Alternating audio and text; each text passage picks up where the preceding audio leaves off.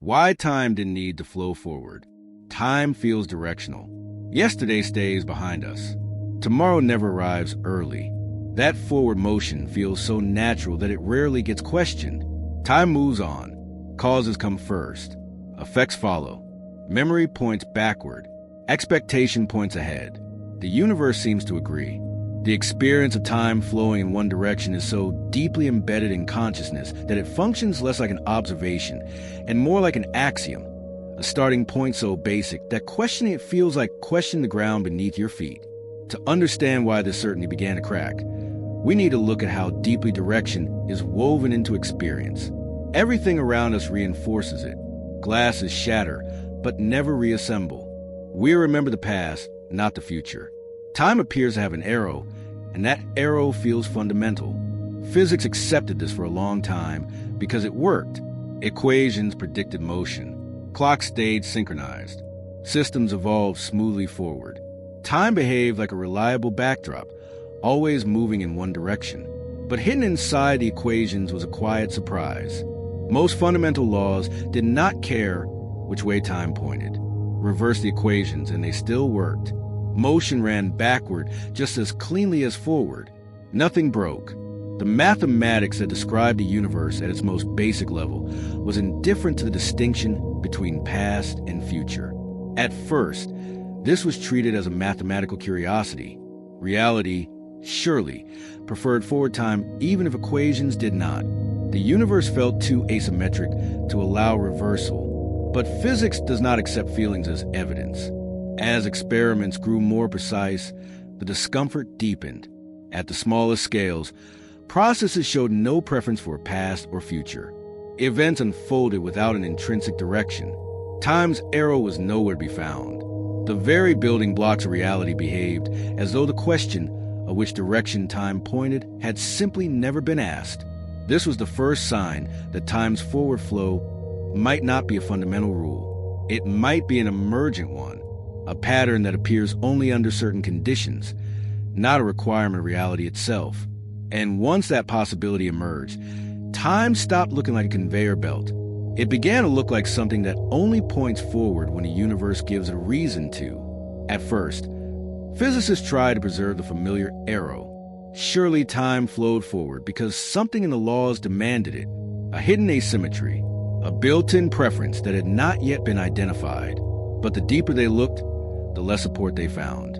At fundamental levels, interactions ran perfectly well in both directions. Collisions reversed cleanly. Particles retraced paths. Nothing in the core equations insisted on a future distinct from the past. Every attempt to locate a fundamental preference for forward time came up empty, strengthening the case that direction was not a feature of the laws themselves. This created a serious conflict. If the laws did not enforce direction, why did experience insist on it so strongly? Why did memory work one way? Why did processes unfold instead of rewind? The gap between what the equations permitted and what experience demanded became one of the most important questions in physics. The answer began to emerge from statistics, not dynamics. Individual interactions were reversible, but large collections were not. When many particles interacted, certain outcomes became overwhelmingly more likely than others. Order gave way to disorder, not because it had to, but because it almost always would. The sheer number of disordered arrangements overwhelmed the ordered ones so completely that reversal, while technically possible, became vanishingly improbable. This reframed time's arrow completely. Forward flow was not written into the laws. It emerged from probability, from the tendency of systems to move from unlikely states to likely ones. Time pointed forward because disorder was easier to create than to undo. Emotionally, this was unsettling. It meant the universe did not care about direction. Time did not push events forward. Events simply unfolded in a landscape where forward-looking paths were statistically favored. By this point, time's arrow no longer looked fundamental. It looked conditional, a result of scale, complexity, and chance. Reverse the conditions, and the arrow could disappear entirely. Time did not need to flow forward. It usually did because the universe made it overwhelmingly probable. The conflict deepened when physicists realized just how fragile this arrow really was. It depended entirely on initial conditions. Start the universe in a lotus sort of state, and time would appear to flow forward. Start it differently, and the arrow might never form at all. This buildup revealed a startling dependence. Time's direction was not enforced by law. It was inherited. The universe began in an unusually ordered state, and everything that followed flowed outward from that improbability. The arrow of time was not pushed forward. It was falling away from the past. The direction that felt so inevitable was, in reality, a consequence of how things began rather than a rule about how things must proceed. At small scales, this fragility became obvious. Individual particles showed no memory, no preference. They did not age.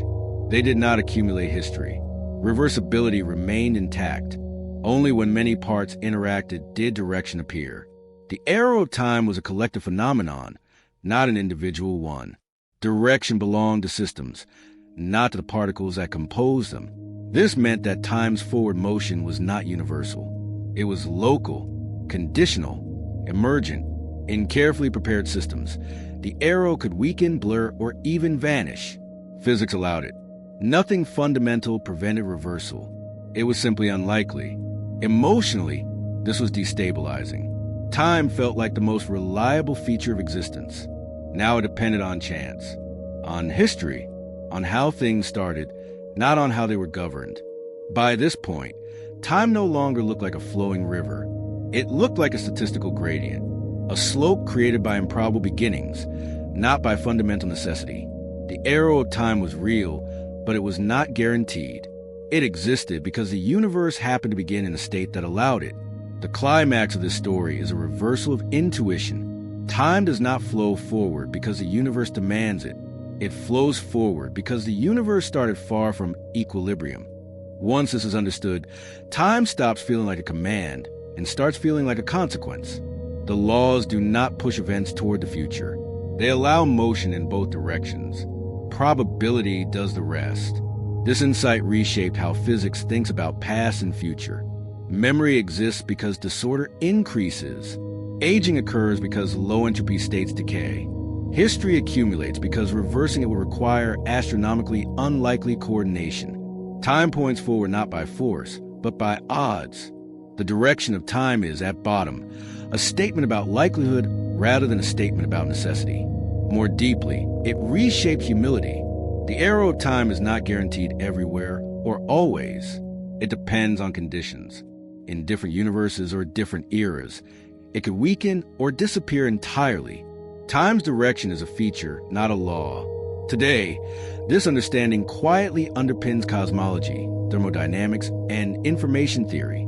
It explains why the universe remembers its past but not its future, why causes feel anchored behind effects, why experience unfolds one way, why time didn't need to flow forward is not a story about time breaking. It is a story about time emerging. The universe did not build an arrow. It fell into one. And once that is seen, time stops feeling inevitable. It starts feeling contingent, a result of chance, history, and scale, rather than a fundamental demand reality. Subscribe to join the journey. Why